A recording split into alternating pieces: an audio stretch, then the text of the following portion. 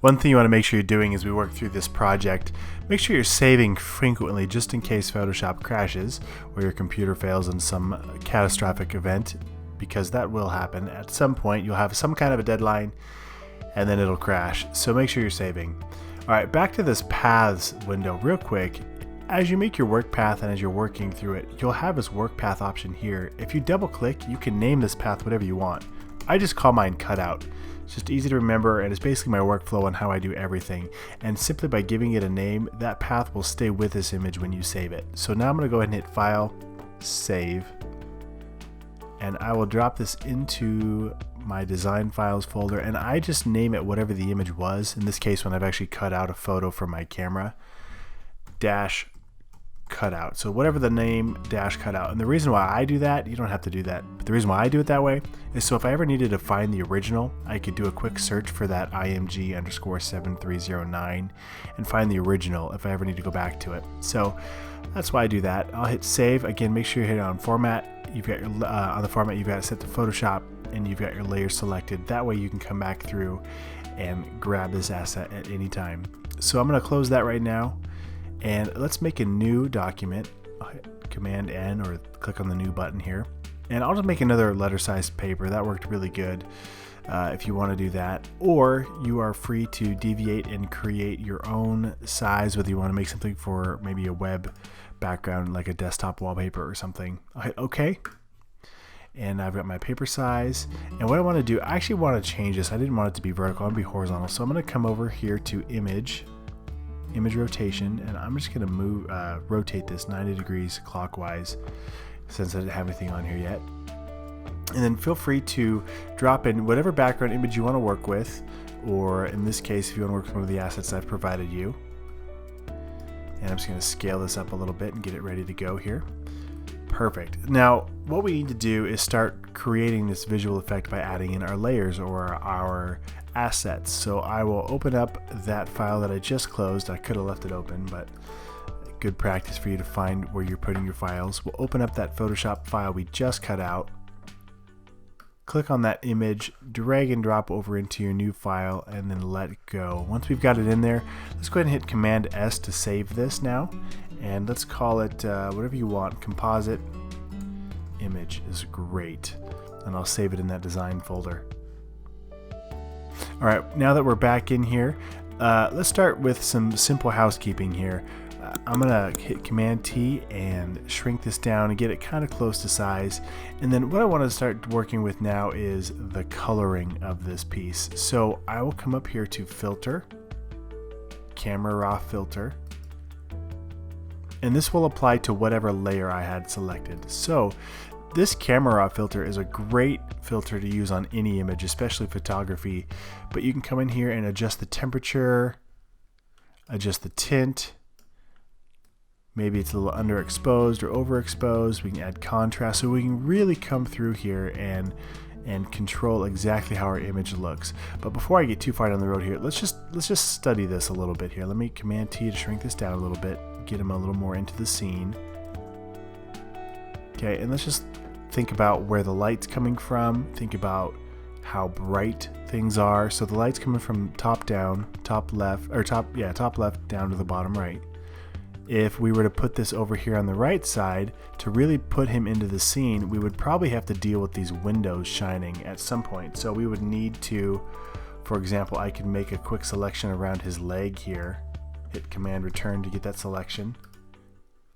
I'm going to hit Command L to get my levels panel, and I'm just going to brighten it up a little bit. Hit OK.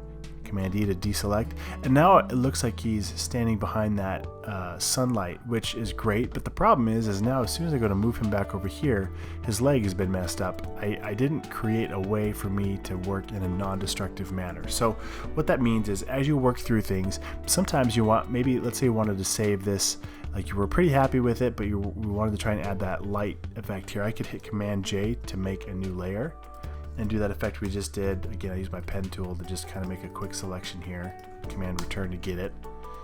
Command L to open up my levels.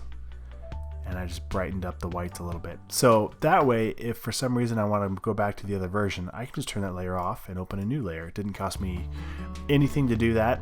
You can have as many layers as you want, so it's a good idea to save layers at good stages along the way. So looking at this again though, he's a little bit lighter than the background, and I could actually probably make the background a little more dark and ominous as well. So what I'll do here is I'm going to click on this industrial layer, come up to filter, and jump to my camera raw filter. And I'm going to go ahead and bring the contrast or the exposure down just a touch. I could crank the exposure, or I'm sorry, the contrast up, or bring it back to soften it up. Maybe bring my highlights down so it's not quite so bright. I could bring the shadows down or expose the shadows to make the shadows seem brighter, which then makes my highlights not seem quite as bright, and balancing out the image. So again, just play with it, just play with it and see what makes sense for your image. And when you get it to a spot that you're happy, go ahead and hit OK. And now if I hit Command Z, I can toggle between what it was and what it is now. So you can see we made it a little bit darker, a little more contrast, but now he really stands out. So let's go back and adjust this layer as well. I'll come back to that filter, camera raw filter, and I'm going to zoom in a little bit here just so I can see him a little better. And I'm going to move things around just so I can see what the background looks like and try and get a better match. So we definitely need to bring down our exposure a little bit. Not too much, but definitely a little bit. And the contrast, it's probably fine where it's at. I usually come through and I grab each slider and I scrub all the way to the right, all the way to the left to try and find a good balance for where things need to be. So the whites obviously need back down just a touch. The blacks, same thing, we'll darken them up a little bit, bring up the clarity. We'll hit OK and see what that does for us. So already it's looking a lot better, like he belongs in that environment. Now a few more things to seal the deal here. There's no shadows. If he was truly standing in this space, if we look at where some of these other shadows are coming across the room, we would need some kind of a shadow. So there's a lot of things we can do here. I could add a layer down below, Command click, hit the letter B to get my brush tool. And let's jump over here and grab my brushes, and we'll grab a soft brush, bring my size down a little bit, maybe a little bit bigger than that. Bring my hardness down, turn off my spacing, and up here we've got opacity and flow. We'll turn this down a little bit. If it's at 100% and I start painting with, we'll just do green so you can see it, you'll see that I get a really opaque green. Now if I bring this opacity down and start scrubbing, you see it builds up, and I could keep building and adding to it. So what I could do here, I'll leave that layer, I'll add a new one. I'm going to hit the letter D to get my default swatches over here, which turns it back to black and white, or I could have double clicked on here and select a different color.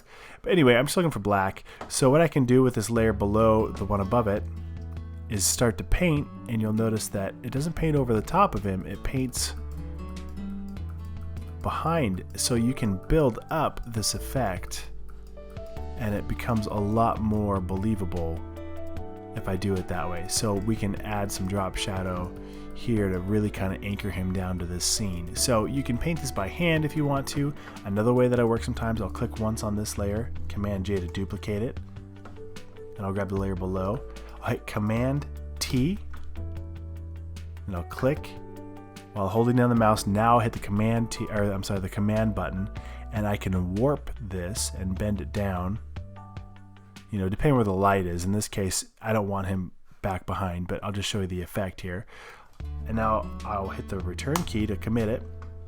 Now what I'm going to do is lock right here. There's this tiny lock icon. With this layer selected, I'm locking the transparency. So now what I can do is hit Alt Delete to fill with my foreground color, and it'll only fill pixels that are there. It won't fill anything around it. Now if that wasn't selected and I hit Alt Delete, it fills the whole entire layer. So Command Z, make sure my alpha transparency channel here is locked. Hit Alt Delete to fill that now. So now what I've done, I'm going to delete these layers. Now what I've done is I've created kind of a shadow here, and to further make that look real, I can bring my opacity down a little bit, maybe change my blend mode from normal to multiply, And I could even work backwards and start, maybe erasing away some of the shadow, because the true shadow wouldn't necessarily go all the way across. The other thing, what I like to do is I'll add a mask, a layer mask here. I'll hit the letter G to get my gradient tool. Up here I'm painting from the foreground color to transparent with a linear gradient. So what I'm going to do is, in a mask, black will hide and white will reveal. So I'm going to click from the head, come down to here, and now it's going to paint with a gradient from dark to light. So now I'm painting on this mask layer, and this mask, if I hold down Shift and click, all it's doing is masking that shadow. It's not actually destroying it, but that way I get a smooth transition from his shadow. So go ahead and bring in your subject into whatever image you have. Start getting your colors right. Start playing with the levels. So that was Command L to bring up maybe the brightness, or the whites and the blacks to darken it up, or your levels here. So play with that effect a little bit. Play with your camera raw. Come up here to filter, camera raw, and try and get your background and your foreground color to be closer so they feel like they're in the same scene. We're going to do some more effects here in just a minute, but start there and then start painting in your shadows wherever you think there should be some shadow.